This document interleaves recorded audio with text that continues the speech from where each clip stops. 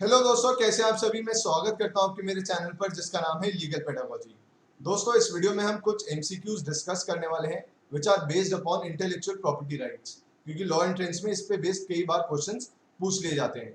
दोस्तों, कल एक छोटी सी मैंने अनाउंसमेंट की थी जिसके ऊपर एक डिटेल वीडियो बनाना भी बाकी है कि अगर आप चाहें तो लीगल पेडागोजी की टीम को ज्वाइन कर सकते हैं लॉ एंट्रेंस देने के बाद, क्योंकि ये जो हमारा ऑब्जेक्टिव है, ये जो हमारा मोटिव है कि एजुकेशन को उन लोगों तक हम लेके जाएं जो इसको अफोर्ड नहीं कर सकते, उस क्वालिटी एजुकेशन को उस सेक्शन तक पहुंचाएं। तो आप चाहें तो उसमें अपनी भागीदारी दे सकते हैं। अगर आप किसी सब्जेक्ट को पढ़ाना चाहते हैं जो कि स्कूल लेवल पर हो या एग्जाम लेवल पर हो या ग्रेजुएशन लेवल पर हो, तो भी आप ज्वाइन कर सकते हैं। या फिर आपके पास कोई ऐसा स्किल सेट हो, आप सोशल मीडिया हैंडलर बहुत अच्छे हों या फिर ग्राफिक डिजाइनर बहुत अच्छे हों, तो भी आप इस टीम को ज्वाइन कर सकते हैं।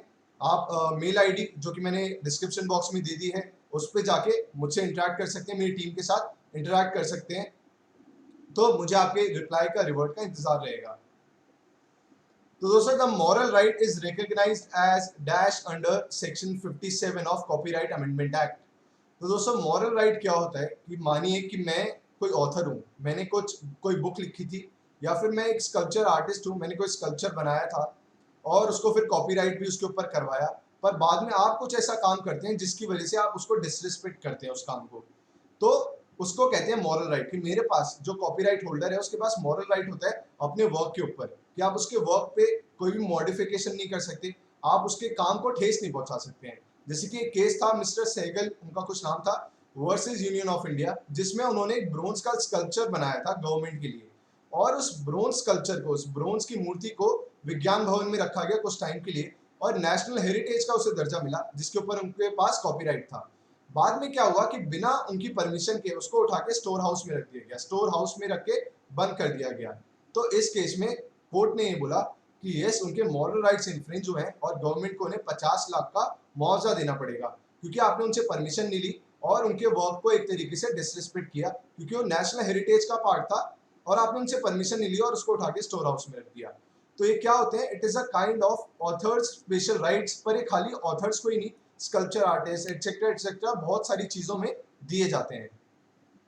दूसरा क्वेश्चन है, the term of copyright in case of government work and public undertaking is. दोस्तों, उस केस में भी 60 इयर्स होता है।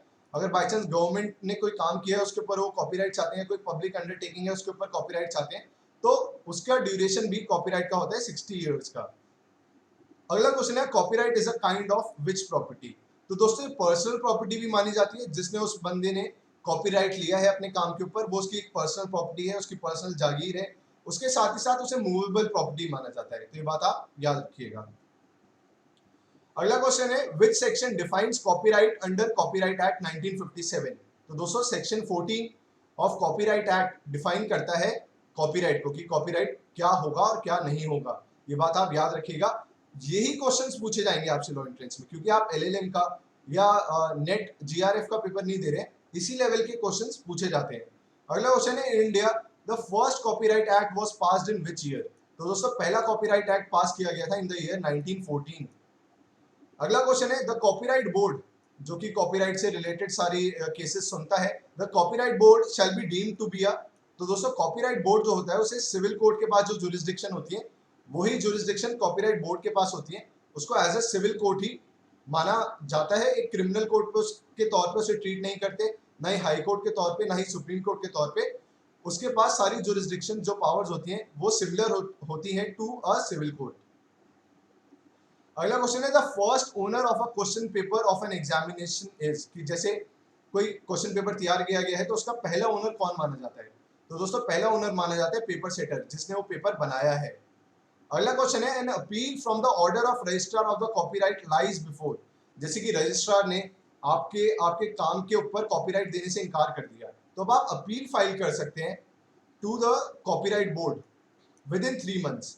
जिस दिन रिजेक्ट किया गया है रजिस्ट्रार ने आपकी एप्लीकेशन को कि नहीं हम कॉपीराइट नहीं देंगे, या कोई भी डिस्प्यूट है अगर, तो अगर आप अपील फाइल करना चाहते हैं तो आप कॉपीराइट बोर्ड में उसके खिलाफ अपील फाइल कर सकते हैं विद इन 3 मंथ्स, जिस दिन उन्होंने ये रजिस्ट्रार ने डिसीजन दिया था।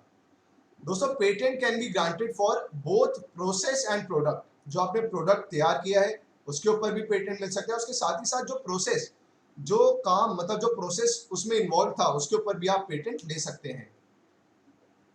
अगला क्वेश्चन है the mark granted by the authority granting the certificate of quality and standard is called. तो दोस्तों उसको कहा जाता है सर्टिफिकेशन मार्क। जैसे कि आपने देखा होगा प्रोडक्ट के पीछे ISI मार्क होता है, तो ये बताता है कि इसकी क्वालिटी अच्छी है या अंडर क्वालिटी नहीं है, मतलब बेकार क्वालिटी नहीं है।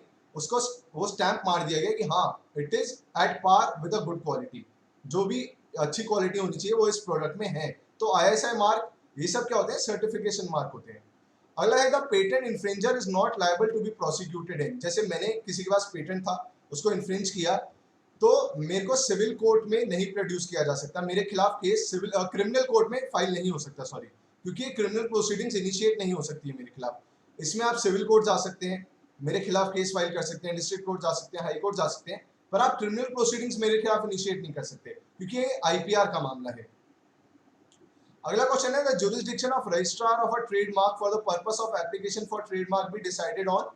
देखिए जब भी आप किसी चीज के लिए ट्रेडमार्क लेने जाते हैं, तो जो एप्लीकेशन आपको ट्रेडमार्क की देनी होती है वो रजिस्ट्रार को देनी होती है। रजिस्ट्रार आपको फिर ट्रेडमार्क अलॉट करता है। तो वो किस बेसिस पे, जैसे आज आप दिल्ली में हैं, तो आपका जो प्रिंसिपल प्लेस ऑफ बिजनेस हो जिसके ऊपर आप ट्रेडमार्क चाह रहे हैं, जैसे मैं कोई कुछ भी प्रोड्यूस करता हूँ जिसके ऊपर ट्रेडमार्क मिल सकता है, और जो प्रिंसिपल प्लेस ऑफ बिजनेस है जहाँ पे उसका हेडक्वार्टर है वो दिल्ली में है, तो मैं दिल्ली के ही रजिस्ट्रार के पास जाऊंगा ट्रेडमार्क लेने के लिए। ऐसा नहीं कि अगर एक छोटा सा ऑफिस चेन्नई में है तो मैं चेन्नई के रजिस्ट्रार के पास जाऊंगा कि आप मुझे ट्रेडमार्क दें।